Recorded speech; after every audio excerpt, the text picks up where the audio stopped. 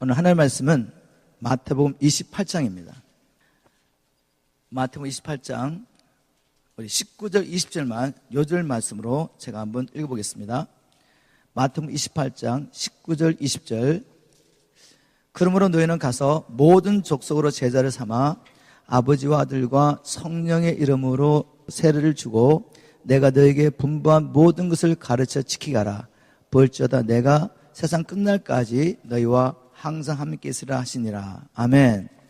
오늘 마태복음 28장 말씀을 통해서 온 세상이 들어야 할 복음, 온 세상이 들어야 할 복음이라는 제목으로 하나님의 말씀을 나눠보도록 하겠습니다. 우리가 지난 여러분 30주 동안 마태복음 1장부터 한 장 한 장 이렇게 나누다가 오늘 마지막 장이 도달했습니다. 성경 66권 중에서 제가 왜 이 마태복음의 메시지를 이토록 자세하게 나누고 있는지 그 이유를 말씀드리겠습니다. 창세기 3장에 아담과 하와가 범죄하고 난 다음에 아담 안에서 지음을 받은 모든 인류가 죄인이 됩니다. 죄의 종, 마귀의 종이 되죠. 그런데 주님께서는 이미 이 일을 다 알고 계시면서 창세전에 이미 어린 양을 예비하시고 창세기 3장 15절에 복음을 선포하시죠. 즉 여인의 후손이 뱀의 머리를 깨트릴 것이다. 주님께서 여인의 후손을 보내셔서 그 메시아를 통해서 사단의 권세를 있는 우리를 자유케 하시는데 바로 사단의 권세를 깨트리심으로 우리를 구원하실 것을 말씀하셨습니다. 그리고 구약의 모든 선지자들은 또 이스라엘 백성의 모든 삶을 통해 하나님은 끊임없이 메시아를 보내겠다라고 약속하시죠. 그런데 그 메시아는 아브라함의 후손에 하며 아브라함의 후손 중에서도 다윗의 후손이라고 계속 성경에 예언하고 있습니다. 구약에는 모든 성도들이 바로 그 메시아가 오기를 기다리며 메시아가 누군지를 기다리고 있단 말이에요. 그런데 이제 구약의 역사가 끝나고 신약의 역사가 시작되면서 이제 마태복음을 시작하며 첫 번째로 선포한 게 뭔가 하면 아브라함과 다윗의 자손 예수 그리스도의 세계라라고 선포합니다. 즉 예수 그리스도의 족보를 말하면서 예수님께서 나사렛 예수가 아브라함과 다윗의 자손으로 오신 바로 메시아라고 선포합니다. 그리고 족보를 쭉 이야기하다가 이제 누가 누구를 낳고 아브라함 누구를 낳고 쭉쭉 이야기하다가 이제 예수님의 육신의 아버지 요셉에 대한 이야기를 하고 난 다음에 그러면 요셉을 통해 예수가 낳고 이렇게 말해야 되는데 그렇게 말하지 않고 마태는 마리아에게서 그리스도로 칭하는 예수가 나시니라 라고 말하므로 바로 나사렛 예수가 아브라함과 다윗의 후손일 뿐만 아니라 주님께서 그렇게 보내시기로 약속하신 여인의 후손 메시아인 것을 선포가 되는 것입니다. 그래서 마태복음이 그렇게 중요한 거죠. 왜? 하나님 나라를 기다리지 않는 자들에게는 뭐 나사렛 예수, 여인의 후손, 아브라함과 다윗의 후손 오신 예수 그리스도 뭐 별로 중요하지 않습니다. 그러나 우리가 정말 성령의 감동을 통해서 하나님의 나라를 고대하고 있고 그 하나님의 나라에 들어가기 위해서는 반드시 예수 그리스도를 통해서 우리가 건너야 필요하고 메시아가 필요한 것을 믿고 있다면 이 메시지는 바로 복음인 것입니다. 마태복음 1장이 바로 복음인 거죠. 그래서 마태복음이 이렇게 너무나 중요한 거죠. 구약에서 믿음의 사람들이 그렇게 기다리던 예수가 왔다고, 메시아가 왔다고 마태가 증거하고 있기 때문에. 그리고 특별히 이 마태복음은 참된 제자의 삶을 살려가는 모든 사람들이 반드시 알아야 될 메시지입니다. 그 이유는 복음서 중에 마태복음은 특별히 제자들에게 주신 메시지가 5편 있습니다. 5편. 마태복음 1장부터 28장까지 예수님께서 중간중간에 긴 설교를 하시는데 그 설교들이 다 제자들에게 주신 메시지입니다. 우리가 너무나 잘 아는 5장부터 7장까지 산상수훈도 제자들의 나옴에 제자들이 하신 말씀이고 또 마태복음 10장 두 번째 메시지는 제자들을 파송하면서 지금부터 긴 또 메시지를 하셨죠. 또 마태복음 13장에 주님께서 천국이 무엇이냐라고 말할 때 제자들에게 천국을 비유로 말씀하시며 13장 그리고 나중에 뒤에 가면 18장에 제자들이 주님 천국에서 누가 크지요? 라고 물었을 때 그에 대한 답변과 함께 여러 가지 이야기를 주님께서 18장과 행하시고 말씀하시고 마지막 다섯 번째 메시지는 마태복음은 나와 있지 않지만 마가복음 13장 3절에 보면 베드로, 요한, 야고보, 안드레 12제자 중에서도 4제자가 예수님께 나아가서 주님, 예루살렘의 멸망을 말씀하셨는데 어느 때 이런 일이 있겠으며 세상 끝에는 어떤 징조가 있겠습니까? 라고 4명의 제자가 물었단 말이에요. 거기에 대한 답변으로서 마태복음 24장 25장이 너무 중요한 메시지를 하신 겁니다. 주님 오시는 그날을 우리가 정확하게 날과 시는 알 수 없지만 주님 오시기 전에 분명한 사인들을 주님께서 말씀하셨단 말입니다. 말씀하시고 그러고 난 다음에 주님 오시고 난 다음에 어떤 일이 있을 것인지 주님께서 말씀하셨는데 마태복음 24장 끝부분부터 25장까지 4가지 비유가 나옵니다. 악한 종의 비유, 열처녀의 비유, 또 달란트의 비유, 양과 염소의 비유. 거기에 나오는 모든 사람들은 불신자가 아니라 바로 믿는 자들이 주님 오셨을 때 받게 될 심판에 대한 이야기를 주님이 하신 것입니다. 베드로전서 4장 17절에도 심판은 불신자에게 임하기 전에 먼저 하나님의 집에서 시작될 것이다. 의인들이 이렇게 어렵게 구원을 받는다면 악인들과 죄인이 어떻게 구원을 받겠느냐. 모든 성경은 주님이 오셔서 먼저 심판을 교회에게 베풀 말하고 있습니다. 그래서 제자들에 대한 경고를 24장 25장에서 말씀한 거죠. 그리고 오늘 나누는 본문 바로 28장은 마지막으로 주님께서 이제 제자들에게 사명을 주신 것입니다. 마태복음 전체를 통하여 마태는 크게 2부분으로 마태복음을 구성했는데 1장부터 16장까지는 예수가, 나사렛 예수가 누구냐, 그분이 하나님의 아들 그리스도인 것을 계속 증거하고 이야기하고 있습니다. 주님께서 행하신 놀라운 일을 기록하고 난 다음에 이것은 성경에 이렇게 기록된 메시아에 대한 예언이 성취된 것이다 라고 계속 주님이 하신 일과 말씀을 기록하고 난 다음에 이는 기록됐을 때 구약의 성경을 인용해서 이분이 메시아를 증명하다가 16장 13절에 오면 예수님께서 가이사랴 빌립보에서 제자들에게 묻습니다. 사람들이 나를 누구라 하느냐? 나중에는 너희는 나를 누구라 하느냐 했을 때 베드로가 성령의 감동으로 주는 그리스도시요 살아계신 하나님의 아들이십니다 라고 나사렛 예수가 바로 우리가 기다려했던 하나님의 아들 메시아 그리스도다라는 고백을 듣고 난 다음부터 이제 예수님께서 예루살렘을 향해 가시면서 하신 말씀과 그리고 기적들을 기록하면서 뒷부분에 초점 뭔가 하면 나사렛 예수가 하나님 아들 그리스도라면 그분은 무슨 일을 행하셨느냐? 여기서는 뭔가 하면 인정한 것은 섬김을 받으라 함이 아니라 섬기라 하고 많은 사람의 대성물로 주려 하심이라. 주님이 오신 목적을 기록하고 있는 것입니다. 너희들이 내가 누구이며 또 내가 어떠한 목적으로 와서 말씀대로 죽고 부활한 것을 믿느냐? 그렇다면 28장의 메시지는 무엇이겠습니까? 제자들에게 가서 모든 족속에게 제자를 삼으라는 겁니다. 모든 족속을 제자 삼으라. 그래서 오늘 이 마태복음 28장은 마태복음의 하이라이트. 왜 이것을 기록했느냐? 결국 이것을 깨달았다면, 그리고 이것을 믿었다면 너희들은 이제 온 세상에 이 복음을 증거해야 된다. 바로 이를 위해서 내가 너희를 구원한 것이다 라고 말씀하겠습니다. 오늘 마태복음 28장에는 예수님의 부활 사건이 기록됐는데 이 말씀을 통해서 첫 번째, 예수님의 부활이 우리에게 주는 의미가 뭔가? 우리가 다 아는 것 같지만 이 말씀이 우리의 마음에 새겨져야지 삶이 나오면 삶이 살아야죠. 뭐 알고서 뭐 하겠습니까? 논문을 써서 박사학위를 받아도 살지 못하면 아무런 의미가 없는 거죠. 그것은 죽은 믿음이죠. 예수님께서 부활하신 것이 과연 예수를 믿는 우리에게 어떤 의미가 있는지 살펴보고, 그 다음에 또 두 번째 큰 사건은 뭔가 하면 예수님의 부활을 은폐하려고 하는 세력들이 있단 말이에요. 세력들. 이 사람들은 왜 이렇게 예수님의 부활을 은폐하러 가는가? 이제 마지막에 주님께 하시는 말씀이 뭔가 하면 너희들이 이제 나의 제자라면 이렇게 살아라. 지상 명령이다 말씀하시죠. 이 3가지 큰 주제를 가지고 오늘 28장 말씀을 한번 열어보도록 하겠습니다. 첫 번째, 마태복음 28장 1절부터 10절 말씀은 예수님의 부활 사건을 기록하고 있습니다.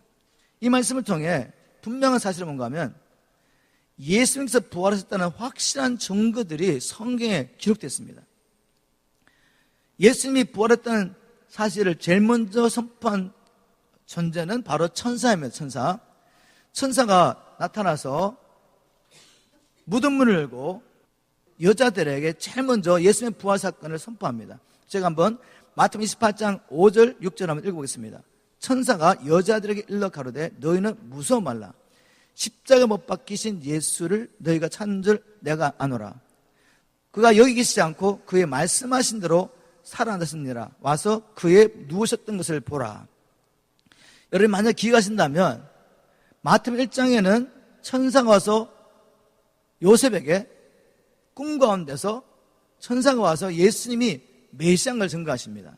이제 마지막 장에 와서는 또 천사가 와서 예수님을 따르는 제자들 중에 여자들에게, 두 여자들에게 예수님이 부활하신 사건을 천사가 전했습니다.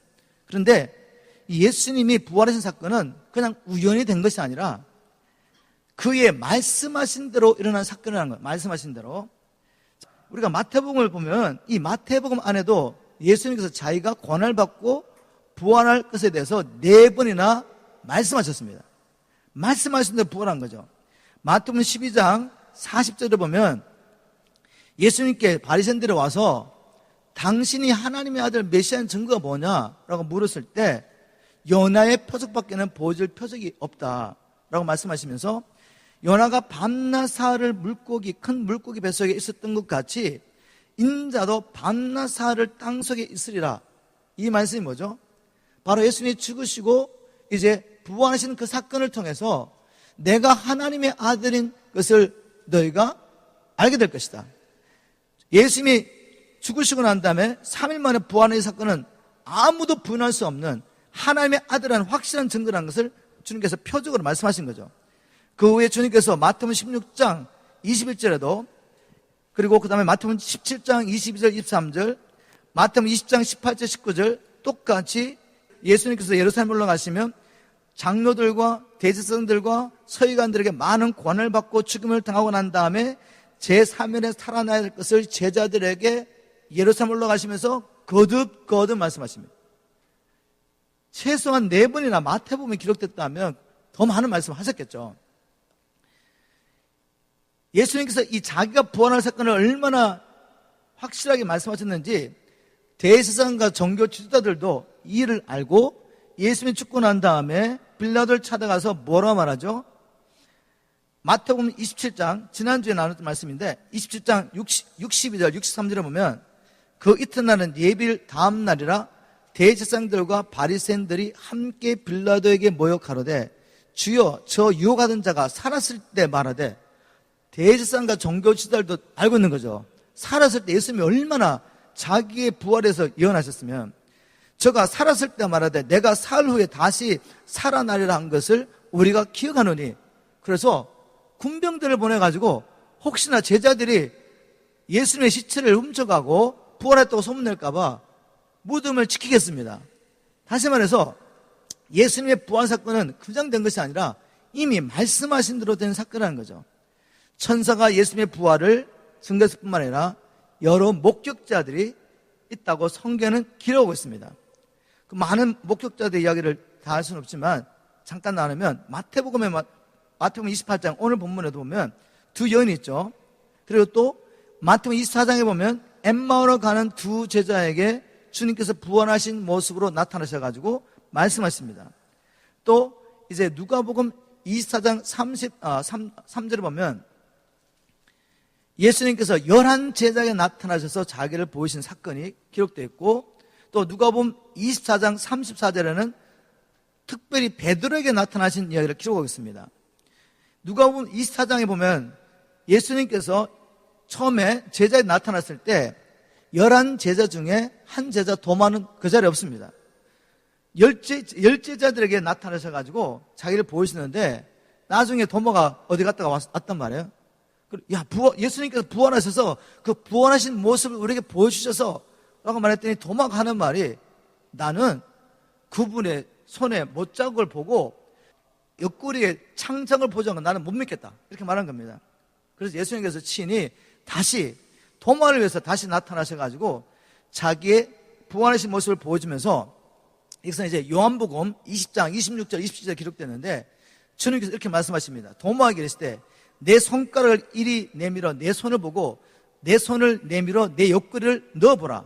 그리하고 믿음 없는 자가 되지 말고 믿는 자가 되라 라고 할 정도로 주님께서 확실하게 제자들에게 자기의 부활한 모습을 보여주셨고, 또 사도행전 1장에 보면 주님께서 40일 동안 제자들에게 부활한 모습으로 나타나셔가지고 하는 나의 일을 말씀하시죠. 뭐 여러 가지 기록들이 많이 있습니다. 나중에 요한복음 21장에 보면은 베드로와 6 제자가 물고기 잠든 데 나타나셔가지고 같이 부활하신 몸으로 음식을 드시면서 베드로에게 네가 나를 사랑하느냐 이렇게 묻지 않습니까? 고린도전서 15장 3절부터 8절에 바울이 이렇게 기록했습니다. 내가 받은 것을 먼저 너에게 전하노니 이는 성경대로 그리스도께서 우리 죄를 위해 죽으시고 장사지낸 바 되었다가 성경대로 사흘 만에 다시 살아나사 게바 베드로에게 보이고 후에 12 제자에게 그리고 그 후에 500여 형제에게 일시에 보이셨나니 주님께서 500명의 제자들에게 한순간에 나타나 다 보이신 겁니다. 그리고 그 중에 태반이나 아직도 살아있다. 그리고 야곱에도 보이셨고 나중에 만삭되지 못한 난자 같은 내게도 보이셨다고 바울이 예수님의 부활을 증거하고 있습니다. 여러분, 예수님의 부활은 확실한 사건입니다.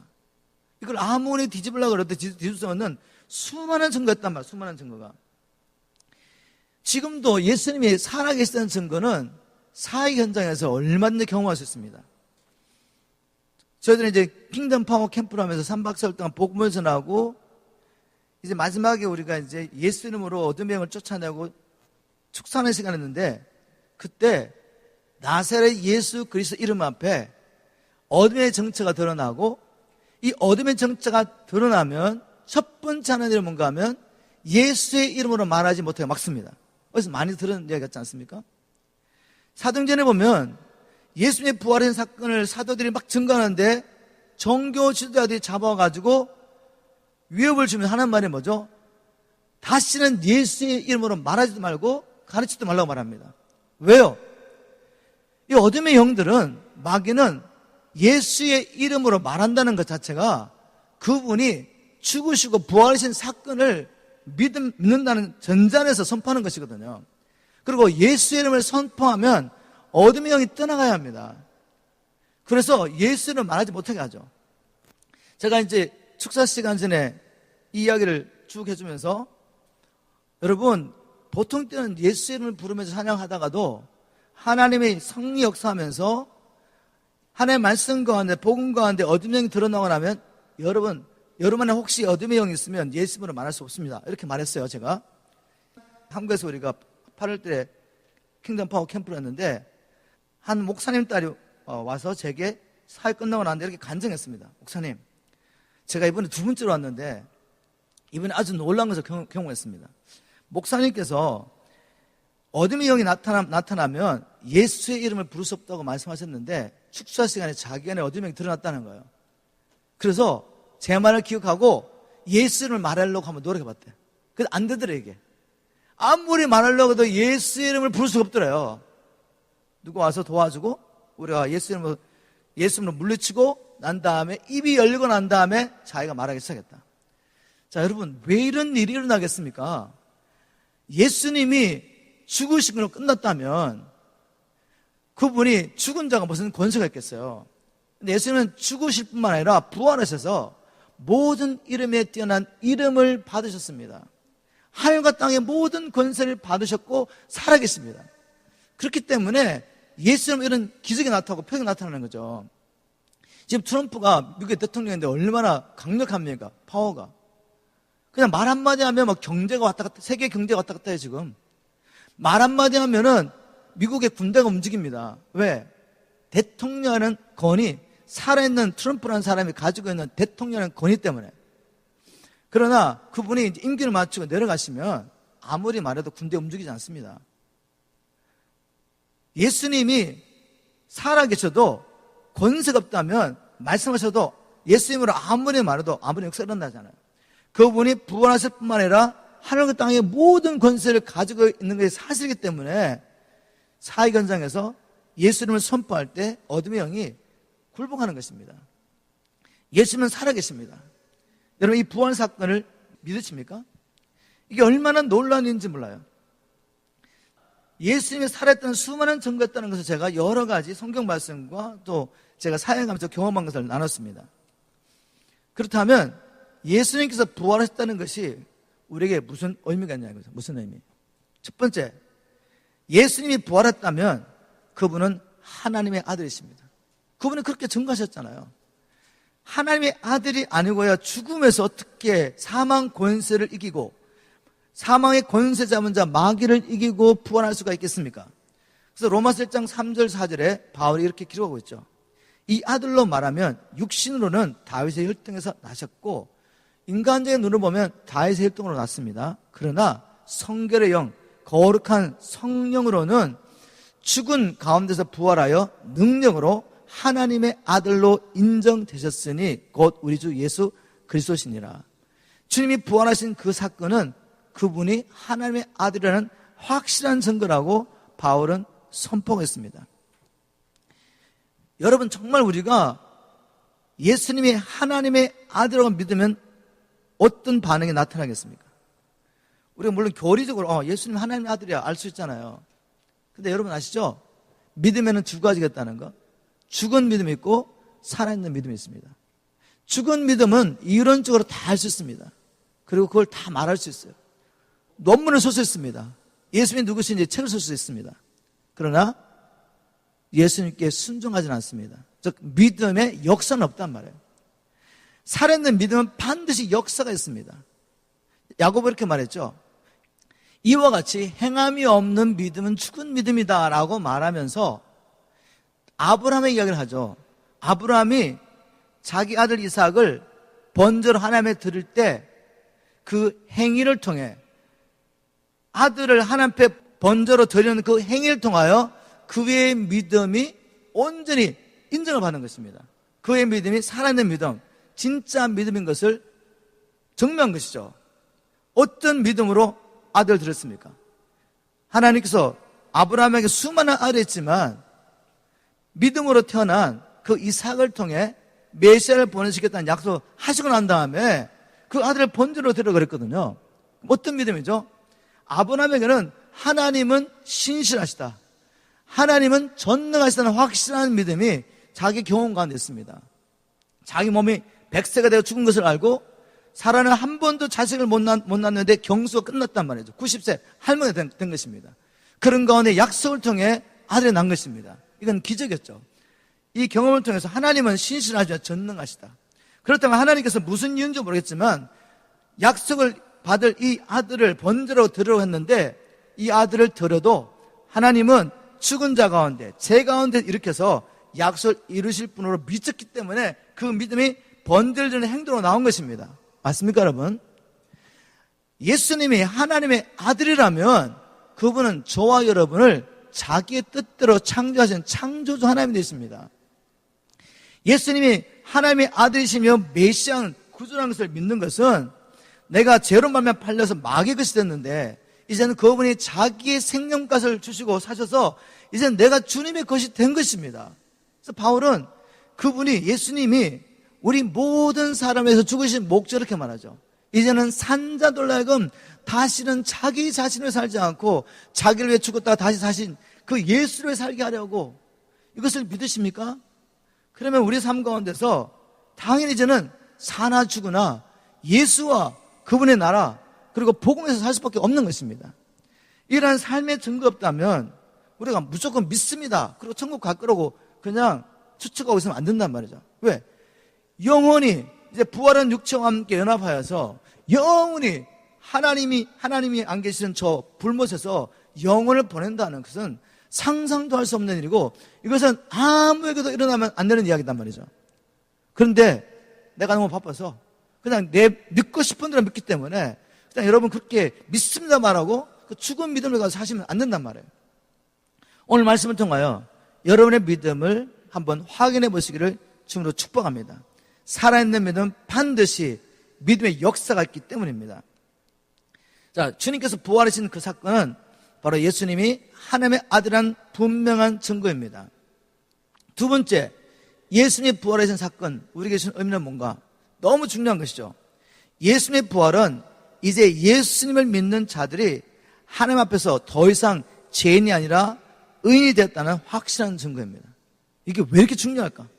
뭐 다 아는 것 같은데 실적인 삶 가운데서는 이게 믿어지지 않기 때문에 예수를 믿고 살다가 또 쓰러지고 넘어지고 난 다음에 막 정죄에 빠지고 마귀의 송사를 받아들이고 슬럼프에 빠져가지고 일어나지 못하고 이런 일이 있습니다. 분명히 기억하십시오. 예수님의 부활하신 사건은 이제 예수 안에 있는 내가 더 이상 죄인이 될 수 없다는 놀라운 사건입니다. 로마서 4장 25절, 로마서 4장 25절을 보면 제가 현대인의 성경을 읽겠습니다. 바울이 이렇게 선포했습니다. 예수님은 우리 죄 때문에 죽임을 당하셨고 우리가 의롭다는 인정을 받게 하시려고 다시 살아나셨습니다. 앞부분은 쉽게 이해를 할 수 있겠는데, 즉 예수님이 우리의 죄를 위하여 죽으셨다는 말씀 쉽게 이해할 수 있죠, 그죠? 그런데 우리가 의롭다는 인정을 받게 하시려고 다시 살아나셨다? 이 말은 잘 이해가 쉽게 안 될 수 있습니다. 제가 설명해 드리겠습니다.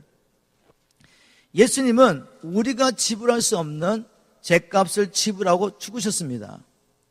죄값이 온전히 지불됐습니다. 그런데 예수님의 그 죽으심은 누구를 위한 죽으심이셨죠? 우리를 위한 죽음입니다. 예수님이 죽으시고 그냥 끝났다면 어떻게 되겠어요? 주님 안에서 우리에게 부활이 없습니다.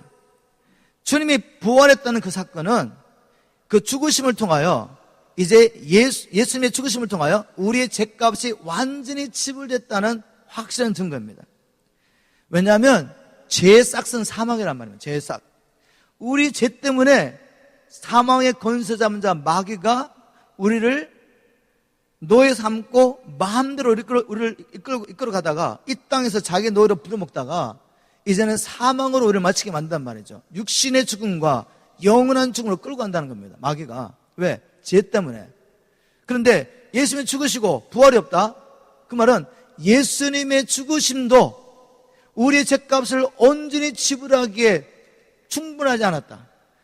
저 죄가 남아있으니까 주님이 죽은 가운데 머물러 있는 거죠. 사망이 여전히 예수님 위해 막론할 수 있는 것입니다. 또 우리에게도 막론할 수 있는 거죠. 그러나 예수님이 부활했다는 그 사건은 이제 예수님의 죽으심을 통하여 우리의 죄값이 완전히 지불되었고 이제는 더 이상 죄가 없기 때문에 사망의 권세잡은 마귀가 우리에게 왕론할 수 없다는 확실한 증거인 겁니다. 이해가 되시나요? 그래도 이해가 안 되면 제가 구약의 이야기를 해드리겠습니다. 구약 시대에 보면 이제 똑같은 이 복음을 이제 제사 제도를 통해서 주님께서 보여주시죠. 이스라엘 백성 가운데 주님께서 대제사장을 세우셔가지고 1년에 한 번씩 이 피를 가지고 지성소로 들어가서, 아무나 못 들어가면 돼, 지성소는. 지성소로 들어가서 그 시혼자의 피를 뿌립니다, 피를. 그럼 시혼자는 뭔가 하면 법궤를 덮는 뚜껑이란 말이에요. 그 법궤는 뭐가 있죠? 계명입니다, 계명. 그 계명대로 하면 대제사장도 이스라엘 백성도 다 죽어야 돼요. 그런데 주님께서 그 시혼자를 만드시고 그 시혼자에 주님께서 자기 임재를 나타내십니다. 바로 그 뚜껑을 덮으시고 난 다음에 대제사장에 들어가서 그 뚜껑에다 피를 확 뿌린단 말이에요. 피를 뿌리면 그 법은 우리가 죄인이라고 막 선포하고 있지만 그 피가 뿌려지면 제가 용서를 받습니다. 그런데 만약에 대제사장이 피를 들고 들어갔는데 뭔가 잘못해가지고 대제사장이 죽어버려요. 그 지성소 안에서. 그러면 다른 사람이 들어가서 데려올 수 없습니다. 그 하나님 임재 앞에 다 죽기 때문에 그래서 끈을 하나 만들어가지고 죽은 시체를 끄집어내죠. 그런데 대제사장이 들어가서 속죄를 다 하고 나오면 성도들이 너무 기뻐합니다. 함께 축제를 하고 밥을 먹고 기뻐한단 말이에요. 왜? 우리의 죄가 용서받았다는 겁니다. 그래서 대제사장이 살아나왔다는 것은 우리가 이제 죄 용서받고 하나님의 백성 의인 됐다는 또 증거란 말이에요. 그렇게 생각하면 예수님의 그 부활하심은 그 주님의 죽으심을 통하여 우리의 죄값이 완전히 지불되었다. 그래서 더 이상 마귀가 사망의 권세로 우리를 다스릴 수 없다는 확실한 증거입니다. 이게 왜 이렇게 중요한지, 제가 왜 이렇게 열심히 이걸 선포하는지 아시겠습니까? 우리가 신앙생활을 하면서 우리 온전하지 않습니다. 어린아이가 막 태어나서 이제 걷기 시작할 때 다리에 힘이 없기 때문에 걷다가 쓰러지잖아요. 걷다가 쓰러지는데 자꾸만 쓰러지지만 부모들이 잘한다, 잘한다 칭찬하면서 손을 잡아주고 이끌어주고, 그래서 다리에 힘이 생기면 이제 걸어 다닐 수가 있습니다. 그리고 뛸 수도 있죠. 그것처럼 예수 안에서 거듭난 우리가 처음부터 걸을 수가 없고 달릴 수가 없어요. 우리가 쓰러지고 넘어진단 말이에요. 그래서 요한 1서 2장에 보면 내가 이 글을, 이 서신서를 기록하는 목적은 너희로 죄를 범하지 않게 하렴이라 라고 말하면서, 죄를 범하지 않게 하려고 내가 이 글을 쓴다고 말하며 하시는 말씀이, 사도 요한이 하는 말씀이, 너희가 혹 죄를 범하면 너희를 위한 화목제물, 변호사 예수 그리스도가 계시다고 선포합니다. 아니, 죄를 짓지 말라고 하면서 왜 죄를 지으면 이렇게 말하죠? 왜냐하면 죄는 우리가 알든 모르든 지을 수밖에 없는 것입니다. 우리가 연약하기 때문에. 그 말은 계속 죄를 지어도 괜찮단 말이 아니라, 죄를 지었으면 우리에게 화목제물 되시고 우리의 변호사가 되시는 예수님이 계신 걸 기억하고 그분께 달려가라는 것입니다. 그분께 달려가고 그분을 기억하면, 아, 내가 쓰러지고 넘어졌지만 예수의 피로 말미암아 나의 죄까지 다 지불되었습니다. 그렇다면 정죄받을 필요 없겠어요? 정죄받을 필요 없습니다. 은이기 때문에 예수의 피를 입어 담대히 지성소로 들어가는 것입니다. 지성소로 들어가는 목적이 뭐예요? 은혜의 보좌 앞에 나가서 은혜를 얻기 위해서. 은혜를 받으면 어떻게 되죠? 구원을 받습니다. 예수 그리스도의 은혜를 받으면 우리가 모든 불법에서 구원을 받습니다. 이 세상에서도 경건하고 거룩하게 살게 됩니다. 그게 바로 디도서 2장 11절부터 14절의 바울의 선포입니다. 성경에 말하는 은혜는 죄만 덮어주는 것이 아니라, 죄만 용서하는 것이 아니라 우리를 구원하는 하나님의 능력이다. 은혜가 능력인 것입니다.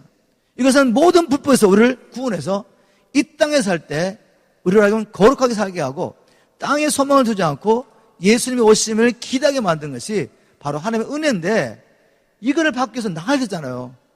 이걸 받기 위해서 하나님의 보좌 앞으로 나가야 되는데 나의 불신이 나를 붙잡고 있는 거죠. 내가 쓰러지고 넘어졌는데 내가 이 죄값을 지불하셨습니까? 주님이 이미 지불하셨잖아요. 그러므로 그리스도 예수 안에 있는 자에게는 결코 정죄함이 없는데 정죄를 받고 있는 거죠. 왜? 불신 때문에. 그래서 우리는 예수님의 부활 사건은 내가 더 이상 죄인이 아니고 의인이라는 확실한 증거라는 것을 믿을 수 있는 게 그렇게 중요한 것입니다. 또 예수님의 부활 사건이 우리에게 주는 의미가 있는데, 예수님의 부활 사건은 사망 권세 잡은 마귀가 이제 더 이상 권세가 없다는 걸 말합니다. 마귀의 권세는 뭐라 그랬죠? 조금 전에 제가 죄입니다. 죄. 우리가 지불하지 못한 죄값, 이것 때문에 마귀가 권세를 가지고 우리를 괴롭히는 거죠.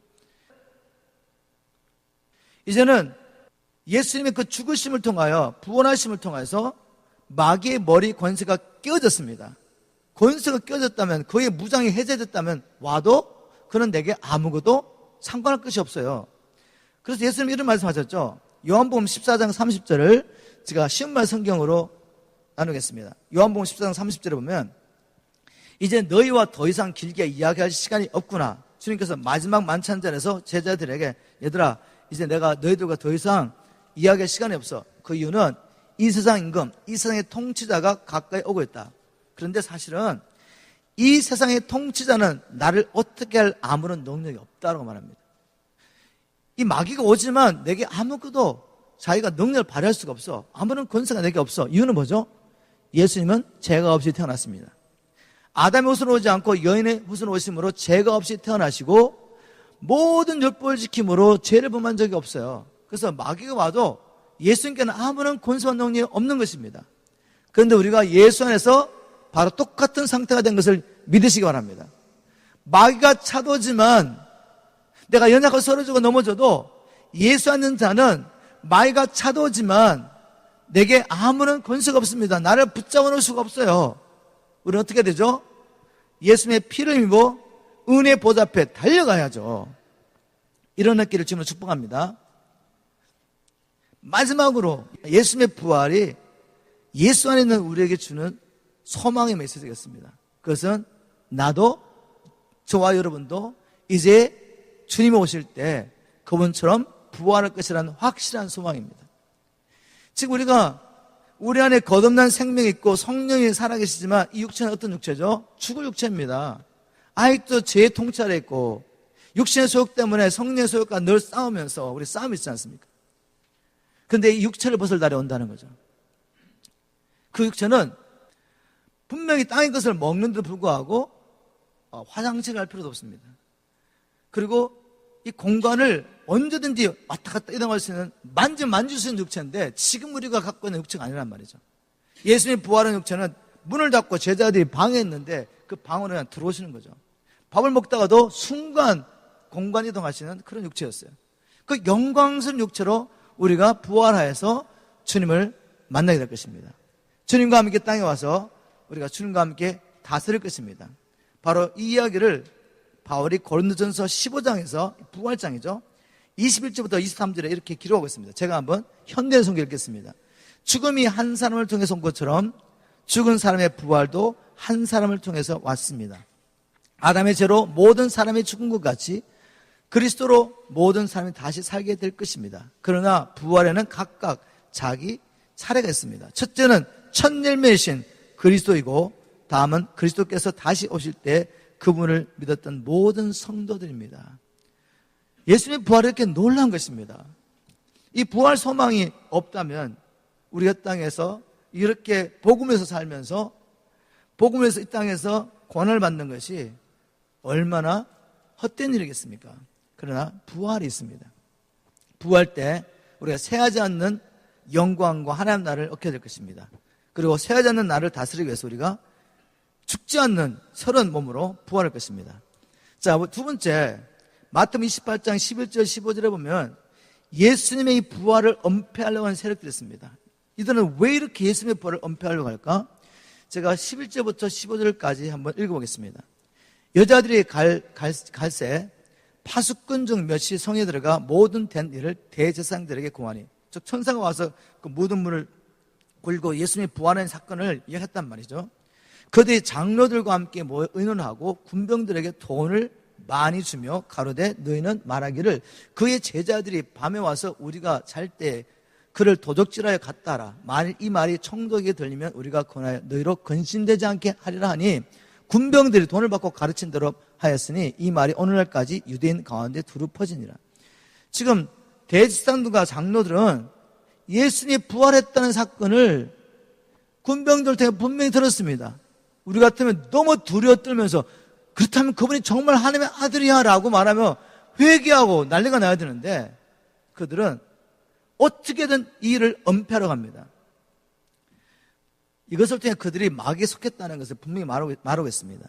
그들이 은폐하려고 했던 이유 제가 한번 설명하겠습니다. 만일 예수님이 부활하신 사건을 인정한다면 그분이 선포한 대로 하나님의 아들이신 것을 또한 인정해야 됩니다. 그런데 하나님의 아들이신 그 예수님께서 이 종교 지도자에게 무슨 말씀하신지 아십니까? 예수님께서 7번이나 화를 선포하시며 그들이 지옥의 판결을 피할 수 없는 마귀의 자식들, 독사의 자식들하고 선포했습니다.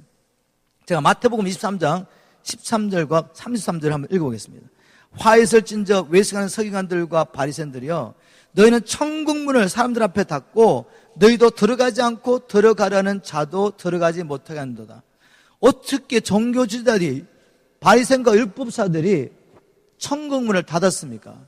그들은 하나님의 말씀을 가지고 있습니다. 하나님께서 말씀을 주신 이유가 뭐죠? 죄로 말미암아 하나님과 원수돼서 하나님께 나아갈 수 없고 생명이신 그분께 끊어져서 영원히 죽을 수밖에 없는 우리가 어떻게 살 수 있는지를 보여주는 게 말씀이잖아요. 이 말씀을 가지고 자기 멋대로 풀어버린 거죠. 생명의 복음을 전한 것이 아니라 이 말씀을 가지고 규율을 만들고 자기의 배를 채우고 그렇게 살고 있었습니다. 그래서 성경 말씀을 붙잡고 있으면서 이 말씀을 자기 욕심도 잘못 풀었기 때문에 자기도 천국 못 들어가는 거죠. 그런데 정말로 생명을 찾는 사람들에게도 천국 들어가지 못하도록 왜곡된 교를 가지고 천국문을 막아버린 거죠. 오늘날 하나님의 말씀을 나누는 주의 종들이 성경을 잘못 풀어버리면 자기도 못 들어가고 천국 들어가려는 사람 다 막습니다. 그런 자들에게 주님 말씀하십니다. 화가 있을 것이라고. 7번이나 화를 선포하시면서 화를 선포하시고 마지막에 마태복음 23장 33절에 뱀들아 독사의 자식들아 너희가 어떻게 지옥의 판결을 피하겠느냐고 엄하게 말씀하신 거죠.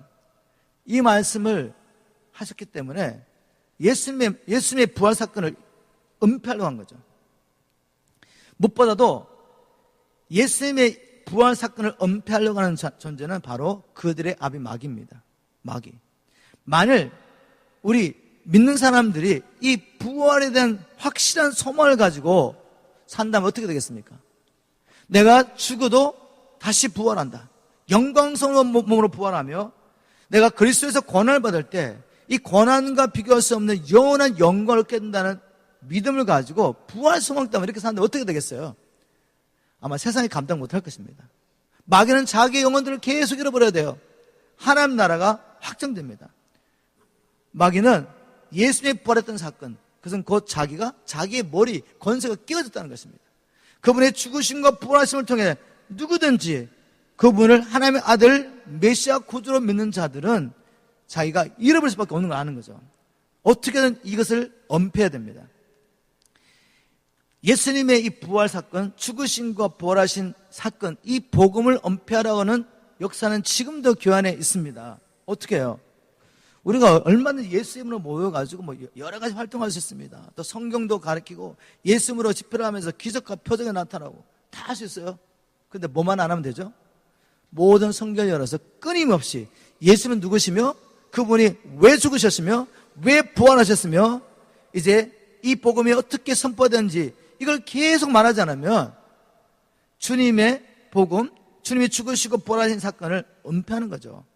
의도적으로 하지 않든 복음을 선포하지 않으면 모두 성경을 열어서 예수 그리스도를 통하여 하나님 나라를 이루고 가시는 구원 계획을 선포하지 않으면 우리는 마귀의 편에 서가지고 이 복음을 은폐하는 것입니다. 우리가 이런 죄에 빠지면 안 됩니다. 그래서 초대교회에 보면 초대교회 사도들은 모일 때마다 성전에 있든지 집에 있든지 모든 성경을 열어 예수가 그리스도라는 이 사실을 끊임없이 선포했습니다. 이 복음만을 선포한 거죠. 그런데 무슨 일이 일어났습니까? 이 복음을 끊임없이 듣던 교회가 이제 스데반 일로 말미암아 사도행전 8장에 예루살렘 교회에 핍박이 왔을 때 사도들만 놓아두고 얼마나 핍박이 심했는지 모든 성도들이 예루살렘을 떠나버립니다. 그런데 떠나는데 어떤 일이 일어나죠? 가는 곳마다 이 가정들이 한 가정, 두 가정 이렇게 모여 가는 곳마다 교회를 세워요. 그렇게 세운 교회 중에 안디옥 교회였습니다. 복음만 들었는데 모든 성경을 통해 예수가 그리스도라는 이 사실만 끊임없이 들었는데 그들이 복음을 따라 삽니다. 그리고 제자를 삼습니다. 주님께서 그들을 통해 교회를 세우십니다. 이러한 역사가 저와 여러분의 있기를 주님으로 축복합니다. 그래서 저도 창세기부터 요한계시록까지 어떤 성경을 열든지 모든 성경을 통해 예수가 그리스도라는 이 복음을 선포합니다. 예수 그리스도를 통해 하나님 나라 이루어 가신 하나님의 구원 계획을 끊임없이 선포하는 것입니다. 그러나 반면에 마귀와 마귀를 따르는 악한 세력들은 이 사실을 은폐하려고 발버둥치고 있습니다. 그렇다면 우리는 어떻게 해야 되겠어요? 반대로 이 사실을 온 세상에 알려야 합니다. 믿습니까? 그래서 마지막 이제 지상 명령에 대한 얘기가 나오는 거죠.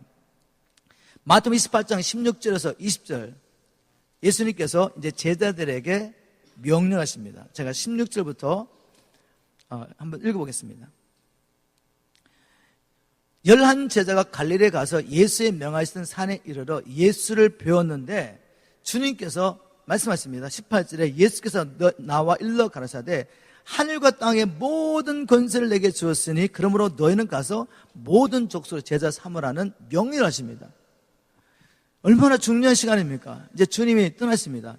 아버지께로 가시는데 떠나시기 전에 주님께서 제자들에게 11 제자들에게 가서 너희는 모든 족속 제자 삼으라고 명령하셨습니다. 모든 족속을 제자 삼으라는 이 명령은 그러면 11 제자에만 주신 명령인가요? 여러분 11 제자가 사람을 얼마나 살겠어요? 그들이 아무리 부지런히 돌아다녀도 모든 족속 제자 삼겠습니까? 삼을 수 없죠. 그렇다면 제자들이 이 하나님의 말씀에 순종하여 가는 곳마다 복음을 전하며 만나는 자들을 제자 삼을 때 그들도 이제 복음을 받아들이고 예수의 제자가 되어서 동일한 사명을 가지고 또 다른 사람의 복음을 전하고 제자 사명하는 것입니다. 그래야 주님이 오실 때까지 하나님 나라가 이루어지는 거죠. 열방 가운데 주님께 택하신 영혼들이 주님 앞에 돌아올 수 있습니다. 이 말씀을 마음에 새기세요. 여러분, 주님이 오십니다. 주님이 오시면 반드시 회개하자고 하신다. 회개. 계산하자. 내가 네게 준 달란트를 가지고 뭘 했냐고 물으십니다. 마태복음 24장 25장 기억나시죠? 심판이 주의 종으로부터 시작된단 말이에요. 이 말씀을 가르치지 않으니까 그냥 믿으면 천국 이렇게 알고 있기 때문에 세상에 빠져서 세상과 타협하고 죄 가운데 살면서도 주님이 나의 모든 죄를 다 지셔서 말씀을 왜곡하는 거죠. 그리스도 예수 안에 있는 자에게는 결코 정죄함이 없던 말씀을 왜곡하면 안 돼요. 그 말씀은 죄를 계속 지어도 괜찮다는 말이 아니라 혹 우리가 연약하게 쓰러졌더라도 정죄받지 말고 일어나서 빨리 하나님 은혜 보좌 앞에 나가서 은혜를 받고 이제 우리에게 사명 감당하라고 주신 말씀이에요. 얼마나 이제 삶이 바빠지겠습니까? 주님이 오실 날에 가까워서 점점 세상은 더 바빠질 것입니다. 세상 염려 걱정은 더 많아질 거예요. 또 세상의 재미는 더 많아질 것입니다. 이건 선택하셔야 돼요. 선택. 우리가 이 하나님의 말씀을 믿는다면 이제 주님이 곧 오시면 계산할 텐데 그때 내가 이 땅에서 누렸던 것, 즐겼던 것, 가지고 있는 것들이 무슨 소용이 있겠습니까? 지금이라도 주님이 나를 부르시면 이 땅에 내가 정말 보물처럼 여겼던 모든 걸 놔주고 가야 되는데 천국을 발견한 자는 그렇게 살지 않습니다. 예수는 천국 비유 아시죠? 마태복음 13장에 천국 비유가 나오는데 천국은 이런 것이다. 어떤 사람이 소작인이 자기 밭이 아니에요. 남의 밭에 가서 밭을 갈다 보니까 그 밭 안에 보물이 숨겨져 있는 거죠. 그 당시에는 전쟁이 많이 있고 은행이 없던 시대이기 때문에 부자들이 돈을 감춰놓습니다. 갑자기 피신을 가야 되면 어딘가 땅을 파가 감춰야 된단 말이죠. 근데 그가 가가지고 죽어버렸어요. 돌아오지 못했어요. 그럼 그 땅은 다른 사람이 주인이 되는데 그 땅 안에, 그 밭 안에 그런 보물이 있는지 모르고 살고 있는 거죠. 어떤 사람이 소장인이 와서 일을 하다 보니까 보물을 발견했습니다. 그럼 어떻게 하겠어요? 이 보물을 얻기 위해서 그 밭에 사는 것이죠. 밭이 문제가 아니라 밭 안에 감춘 보물을 발견하고 난 다음에 자기가 가진 모든 것을 기꺼이 내어놓습니다. 왜? 내가 가진 모든 것과 그 안에 있는 보물과는 비교할 수 없기 때문에. 또 이런 비유를 말씀하시죠. 천국은 값진 진주를 구하러 다니는 장사와 같다. 그가 많은 진주를 갖고 있지만 진주를 발견했는데 너무 값진 거죠. 그럼 자기가 가진 모든 걸 팔아서 값진 진주를 사는 것이다. 그 가치를 알기 때문에. 우리가 천국을 발견했습니까? 복음을 깨달았습니까? 예수가 하나님의 아들 그리스도인 것을 믿으십니까? 그것을 믿으면서 살 때 어떤 일이 일어나는 것을 아십니까? 또 장차 하나님 나라에 있을 때 어떤 일이 일어나는지 아냐 말이죠. 안다면, 그 가치를 안다면 모든 것을 내놓을 수 있습니다. 바쁘다는 얘기를 할 수 없다는 거예요. 주님, 바빠서 제가 기도를 못하겠어요. 바빠서 이 복음 전할 준비 못하겠습니다. 바빠서 복음 전을 못 가겠습니다. 하나님께서 복음을 전할 수 있는 기회를 주는데도 불구하고 복음 전하지 않아요. 정말 많은 영혼에게 복음 전하고 선교할 수 있는 기회를 주는데 안 하는 겁니다. 바빠서. 믿음으로 살지 않는 것입니다. 아니면 내게도 이 지상 명령이 주어졌다는 것을 모르시든지. 여러분, 우리 모두에게 하나님께서 지상 명령을 주셨습니다. 네가 나의 제자냐? 내가 하나님의 아들 것을 믿느냐? 그렇다면 삶으로 보여달라. 보여주세요. 살아있을 때 하나님을 기쁘시게 하는 증거가 있었기 때문에 에녹은 덜림을 받은 것입니다. 우리가 주님 오실 때 휴구가 일어나려면 살아있을 때 나의 믿음이 살아있다는 확실한 증거가 있어야지 덜림 받지. 교리 믿는다고 덜림 받겠어요? 교리 믿는다고 구원 받겠습니까? 하나님과 동행하는 삶을 통해서 내가 정말 예수를 믿는 증거를 살아있을 때 보여주고 이 믿음을 통해 하나님을 기쁘시게 합니다. 믿습니까, 여러분? 예수님께서 우리 모두에게 복음을 전하고 하셨습니다. 그런데 이 복음을 전하기 전에 반드시 선행되어야 될 것은 뭔가 하면 하늘과 땅의 모든 권세를 예수님이 가지고 계시다는 것을 믿으셔야 됩니다. 왜냐하면 복음 전하는 것은 교회 이야기에서 교리 동의하십니까? 그러면 교인 됐습니다. 하나님의 백성입니다. 이게 아니란 말이에요. 복음을 알지 못한 한 영혼의 상태는 마귀의 지배 아래 있습니다. 그들은 이 세상의 풍속을 좇으며 육신의 정욕과 마음의 원하는 것을 따라하면서 불순종하는 삶을 살면서 지금도 마귀의 실제적인 종노를 하고 있단 말이에요. 그래서 예수님께서 마태복음 10장에 제자들에게 복음 전하고 보내면서 첫 번째 하신 일은 뭔가 하면 12제자를 불러서 모든 질병과 귀신을 쫓아내는 권세를 먼저 주시는 거죠. 왜? 지금 복음 그냥 말한다고 그 영혼이 주님 앞에 돌아오는 게 아니란 말이에요. 내게 주신 권세가 마귀와 영혼들을 붙잡고 악한 영들보다 더 강력한 권세가 있어야지 그 강한 자의 손에 붙잡힌 영혼들을 내가 풀어놓을 수 있단 말이에요. 그래서 예수님께서 제자들아, 이제 너희들이 모든 민족 제자 삼을 수 있어. 그 이유는 내가 하늘과 땅의 모든 권세를 받았기 때문에 이 이름으로 가라는 것입니다. 가서 뭐 해야 되죠?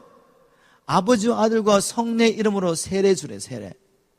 여러분, 이 세례 주는 게 뭐죠? 그냥 목사가 그냥 세례식 날 교리문답하고 난 다음에 교리문답 아멘 한 사람 들어놓고 아버지와 아들과 성령의 이름으로 세례 줍니다. 그럼 끝나나요? 그것은 전제 조건이 있어요. 전제 조건. 어떤 전제 조건? 먼저 성령의 세례로 말미암아 그리스도와 연합했다는 확실한 증거가 있어야 됩니다. 바울이 로마서 6장에 우리가 예수와 연합하여 그의 죽으심에 연합했고 우리가 세례를 받아서 그분의 죽으심에 연합했을 뿐만 아니라 그분의 다시 사신 부활에도 연합했다고 말하죠. 세례는 연합을 하면 연합. 세례를 통해 연합이 이루어지는 겁니다. 고린도전서 12장 13절에 보면 우리가 종이나 자유자나 유대인이나 이방이나 모두 한 성령으로 세례를 받아 한 성령을 마시게 됐다고 말하죠. 성령의 세례로 말미암아 복음을 믿어들 때 이방이나 아니면 유대나 할 것 없이 종이나 자유자 할 것 없이 한 성령으로 세례를 받아 그리스도와 연합하게 되는 것입니다. 세례는 연합입니다. 세례의 목적은 연합이란 말이죠. 이 영적인 연합이 이루어진 사람들을 이제 이분도 우리와 같이 그리스도 안에서 한 몸이 됐습니다라는 것을 공식성에서 발표하는 것입니다. 그 당시에 이 사람이 예수 안에 있습니다. 예수를 주로 고백합니다. 만약 유대인이었다면 여러분 출례당해. 유대인 사회에서 더 이상 살 수 없단 말이죠. 무슬림권 안에서 자기가 무슬림이 아니고 크리스찬이라고 말하면 죽임을 당할 수 있습니다. 자기 직업을 잃어버릴 수 있단 말이죠. 그런 상황 가운데서 너희 가서 아버지 아들과 성령의 이름으로 세례를 주라는 것은 먼저 너희 가서 이 복음을 선포해라. 그리고 사단의 권세 있는 자를 하나님께로 돌아오게 하라는 말씀이 전제되는 것입니다. 여러분 복음 전하셔야죠. 누구를 만났는지 복음 전할 수 있나요? 수십 년 교회를 다니는데 분명히 이 영은 교회는 다니는데 넓은 길을 가고 있어요. 그리고 아예 예수를 안 믿어요. 그런데 여러분 복음 전해야죠. 복음 전할 수 있습니까? 하나님의 말씀을 열어서 선포하는 것입니다. 당신이 왜 예수가 필요한지. 그냥 착하게 산다고 되는 것이 아닙니다. 우리가 하나님 앞에 가려면 죄 용서를 받아야 됩니다. 죄값을 지불해야 되는데 죄의 싹슨 사망이라고 법을 세우신 분이 하나님이시고 마지막 때 심판할 때 하나님께서 사람의 기준으로 아니면 다른 사람의 철학이나 어떤 종교로 심판하지 않습니다. 말씀으로 심판하셔. 그렇다면 이 땅에 존재했던 어느 누가 우리를 대신해 죄값을 지불했습니까? 예수 외에는 없잖아요. 이 복음을 전파하셔야 됩니다. 복음을 전파할 뿐만 아니라 내가 너에게 분부한 것을 가르치고 그 다음에 지키기까지 하라고 말씀하시죠. 제자 삼는 일에는 복음 전하고 그 뒤 주님 앞에 돌아오게 하는 일뿐만 아니라 이제는 영적인 부모가 돼서 모든 걸 가르쳐야 됩니다. 그리고 가르친 것을 지키도록 또 양육까지 해야죠. 그죠? 가르치려면 주님이 무슨 말씀하시는지 알으셔야죠. 그죠? 그래서 마태복음을 이렇게 상세하게 여러분과 나눈 것입니다. 마태복음만 다 알고 계셔도 주님께서 여기서 제자들이 어떻게 살아야 되는지 제자의 삶에 대해서 마태복음 5장부터 7장까지 다 말씀하셨잖아요. 왜 우리가 전도해야 되고 어떻게 전도해야 되는지 전도할 때 어떤 일인지 다 말씀하십니다. 또 교회 안에서 일어나는 어떻게 처리하는 것도 말씀하시고 마지막 때 어떤 징조가 있고 또 주님이 오시고 난 다음에 어떤 심판이 있기 때문에 너희가 어떻게 정신 차리고 살아야 되는지 다 말씀하셨어요. 우리가 이제 복을 받은 자 어떻게 살아야 되는지 지상 명령이 뭔지 다 말씀하셨습니다. 이것을 자기의 마음 안에 새기시고 누구를 만나는지 복음 전하고 가르칠 수 있어야 됩니다. 그렇다면 훈련받지 않고 이게 가능합니까? 초대교회 때도 매일 모여가지고 집에 있던 성전에 있던 모든 성경 여러 가지 복음을 배웠는데 여러분 복음 안 배우고 그냥 나 믿는데 왜 목사님은 자꾸 이렇게 훈련하자고 하시지?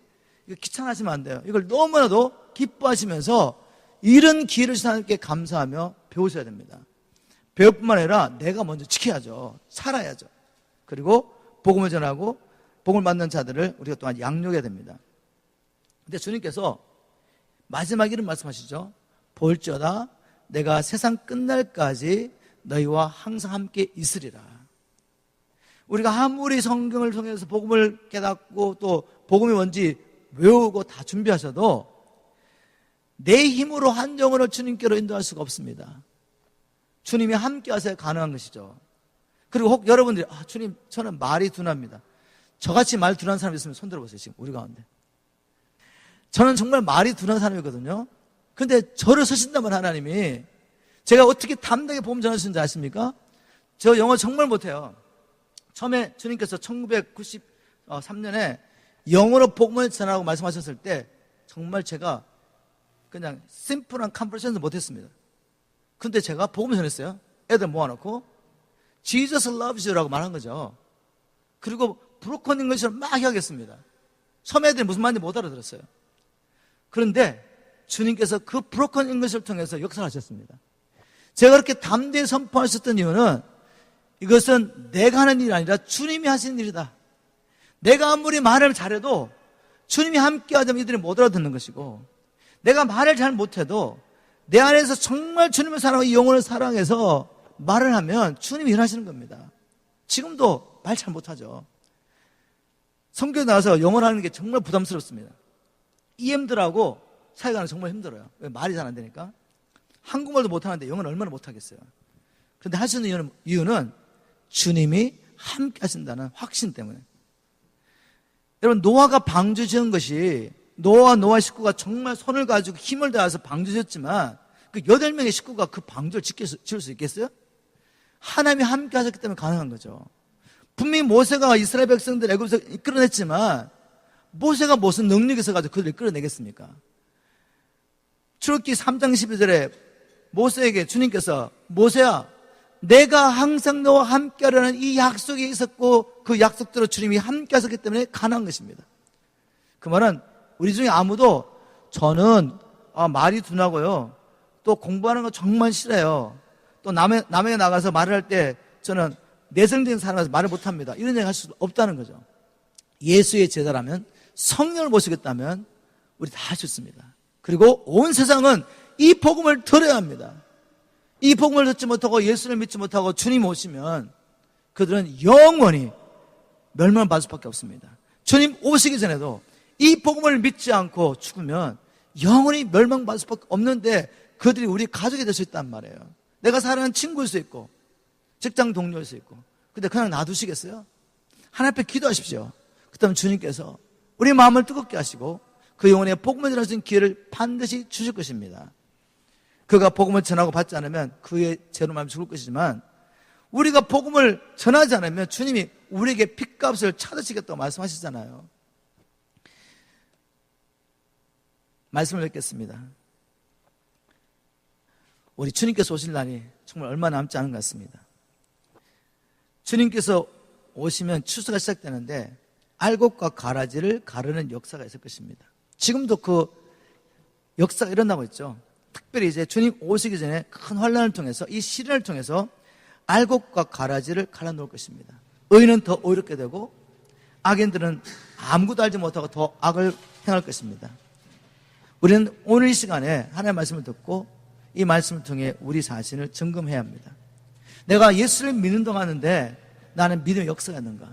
나의 믿음이 살아있다는 확실한 증거가 있는지, 살아있을 때 믿음으로 말미암아 하나님을 기쁘시게 하는 증거가 있지 않으면 휴거도 구원도 경험할 수 없을 것입니다. 예수님께서는 저와 여러분들 위해서만 죽으신 것이 아니라 또한 온 세상 죄를 위해 죽으셨습니다. 이제 주님께서는 이 복음이 모든 자에게 전파되기 원하시고 예수님은 아무도 이 복음을 알지 못하기 때문에 죽는 것을 원하지 않습니다. 그래서 이 복음을 믿고 사람들이 주님 앞에 오기를 원하는데 복음을 전하지 않으면 누가 믿을 수가 있겠습니까? 우리 주에 이제 몇 시간만 가면 저 멕시코라는 곳이 있습니다.